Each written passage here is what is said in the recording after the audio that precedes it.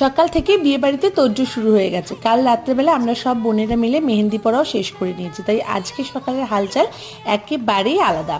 আর এখানে দেখো বাবুরাও ঘুম থেকে উঠে পড়েছে, ওর মামার বিয়ে যে, তাই জন্য একবারে খুশিতে ডগমগ হয়ে গেছে।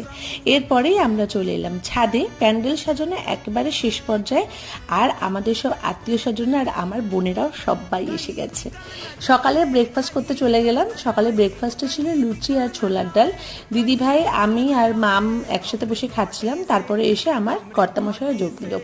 দুপুরে শুরু হয়েছিল ভাইয়ের আইবুড়ো ভাত, একটু লেট হয়ে গেছিলো, কিন্তু জানোই তো অনেক কাজ, তাই একটু তো লেট হবেই।